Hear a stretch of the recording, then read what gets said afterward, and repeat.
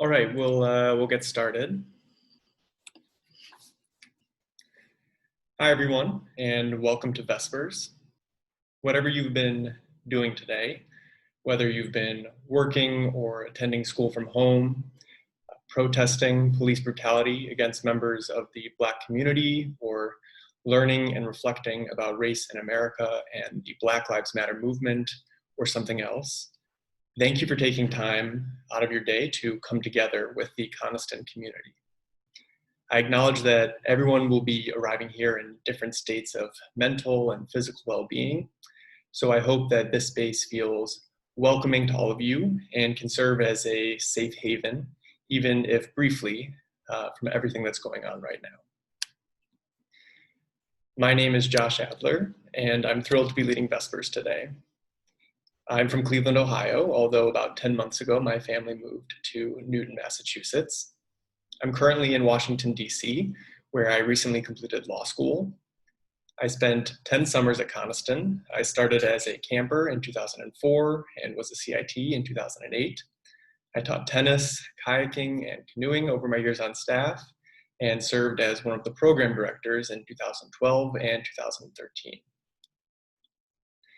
I want to start my Vespers with a story from when I was a camper. It was 2005, my second summer at Coniston. I was in B8 back when it was a Midler cabin, and our overnight was at Trigger. My cabin made the trek through girls' camp and around the bend of the lake, marching over worn paths and fallen leaves, walking what at the time felt like a great distance.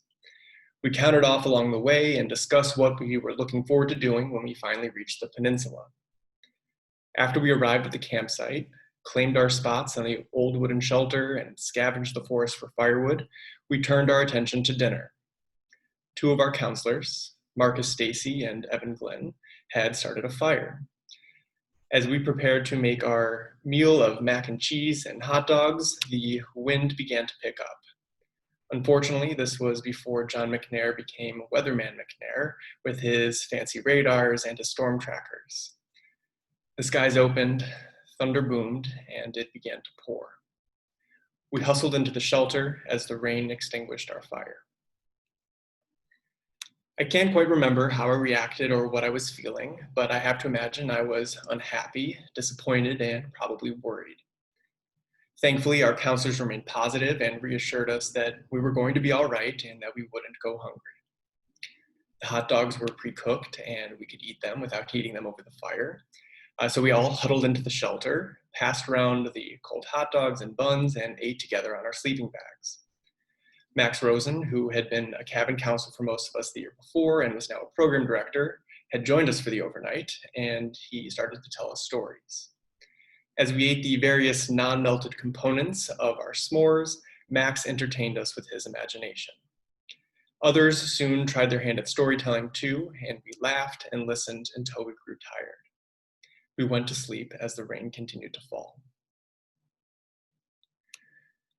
The next morning when I woke up, I opened my eyes and looked out over the lake.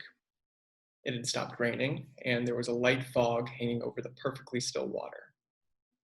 And as I lay staring out at the lake, a loon began to drift by and made its call. The storm had passed. We groggily packed up our things, and we hiked back to camp to take a warm shower and enjoy a full day of activities. That overnight at Trigger is one of my most memorable camp moments. It's also a story that came to mind as I reflected on how I've been navigating life the past few months during the pandemic. Although there are a lot of potential lessons and analogies in the story, I think the memory has resonated with me recently because it reminds me of one concept in particular, and that's hope. After our plans were upended and altered by the storm, there ultimately was peace, calm, and a return to our daily routine. And that's what we're hoping for today, the storm ending and our lives getting back on the track that we expected. But the challenge is that this pandemic is no ordinary storm, and we don't know when it's going to pass. And for me, not knowing what tomorrow and the day after might bring, besides more preparation for the bar exam, not knowing when all of this uncertainty will end has been heavy. It's made me feel anxious and frustrated and worried. And that's why I think the idea of hope can be so powerful, and why I briefly wanted to talk about the idea with all of you today. Hope is the feeling that things will turn out for the best. It's trusting that everything will be okay. It's confidence that things will work out. I think it's a mixture of optimism and faith. And hope is an essential part of our lives. It's the light that shines in the distance when we are trying to navigate through dark times. It's what helps motivate us to keep going when we're feeling down. It's what provides us comfort when we are worried and maybe even feel helpless. But having hope isn't always easy, especially when things are tough or uncertain like they are now.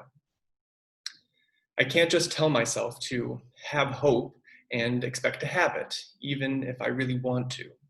Hope is something deeper than that. So, how can we have hope if we're not feeling very hopeful right now? I can't say I have the answers, unfortunately, but I'd like to share with you a few ideas that I've found useful over the past few months that I think can build a foundation for hope when we're thinking about the pandemic. These are things that we can practice to put ourselves in a position to feel hopeful, sort of prerequisites to feeling hope. And I use that word practice intentionally. These are things we might not be good at doing initially and we'll need to work at each day. First, I found it helpful to focus on what I can control to deal with the disappointment and uncertainty that I've been feeling. If you're like me, you've experienced a variety of disappointments over the past few months. And when things aren't working out as we expected, it makes it hard to feel hopeful.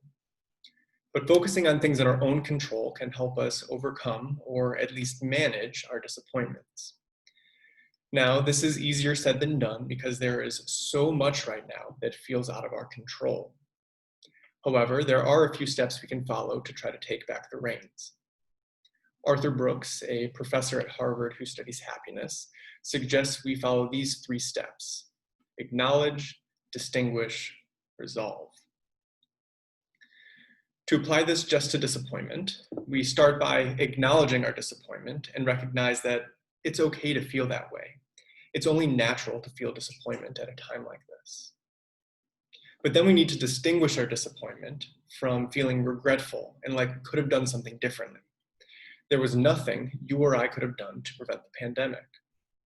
Ruminating on what could have been or coming up with counterfactuals in our minds is just not productive. And then lastly, we need to resolve not to let our disappointment or frustrations about the pandemic or what others are doing interfere with what we can affect and the choices we can make today. And this 3-step process is similar to what my counselors did in the story. In a typical constant staff fashion, they recognized that they couldn't control the weather, but they could control how they reacted to it and helped us have a great time under the circumstances. And this leads me to the second idea that I've found helpful in building a foundation for hope, and that's finding the positives.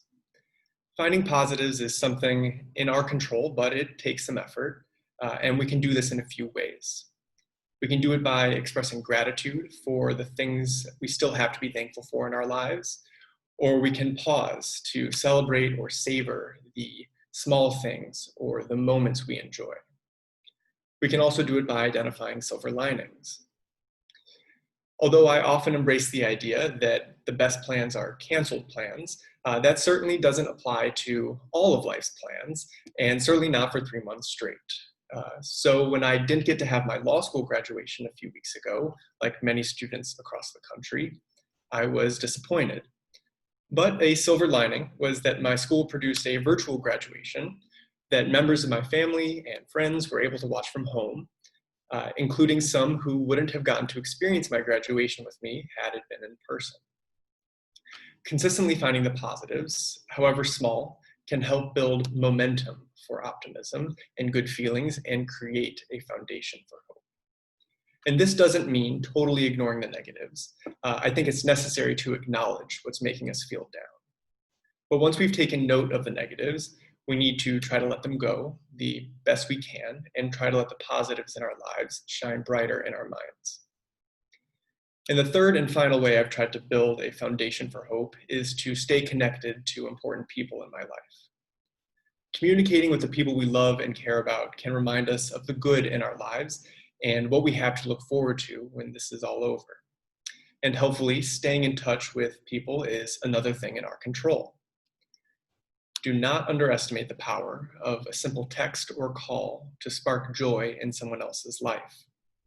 I was reminded of this recently when former Coniston staff member Val Cadell texted me to check in after we hadn't talked in quite some time. For me, talking regularly with my family and friends on the phone, over text, or via Zoom and FaceTime has helped me stay positive, which in turn has helped me feel hopeful. By practicing these three things, focusing on what's in my control, finding positives, and staying connected, I've tried to build a foundation for hope during this pandemic.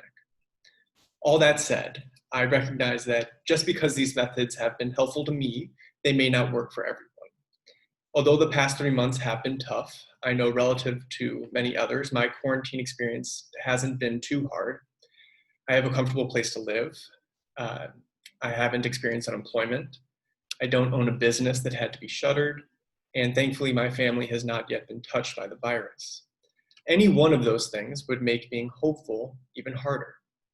But I hope that these ideas, or at least one of them, can resonate with you, no matter your current circumstances, and help build a foundation for hope. With this positive foundation, it has been easier, not easy, but easier, to feel hopeful about the future amidst the pandemic. What makes each of us feel hopeful might be different. It could be knowing that scientists are currently working hard to develop different vaccines, or it could be some of the success stories from states that we have seen gradually reopening. But to share just one thing that has made me feel hopeful recently, it was our community's response to the decision not to hold camp this year. We all recognized how hard of a decision it was for Coniston leadership to make, and I think we can agree that it was the right choice. The messages and posts I saw shared immediately after the announcement expressed sadness, as you'd expect, but so many look to the future. The messages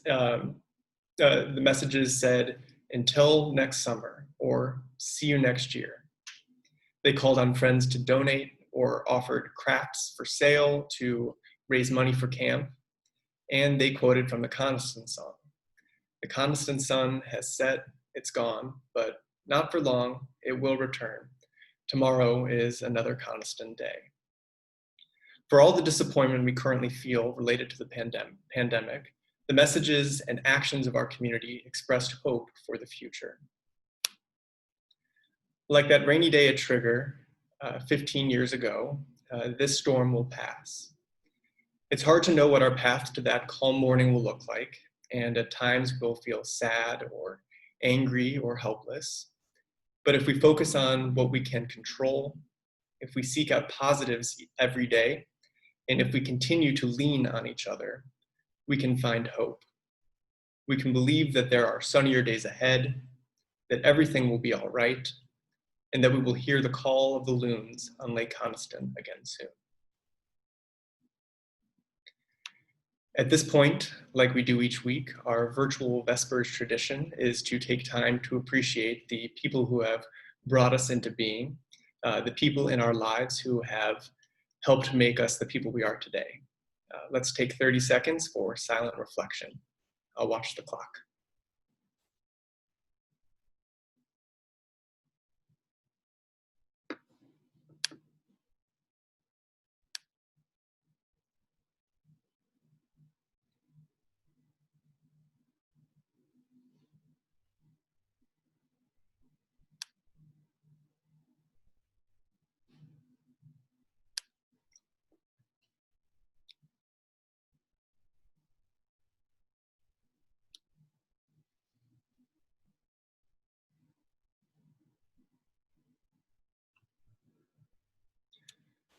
I wish you all good health, safety, and happiness, and encourage you all to stay hopeful.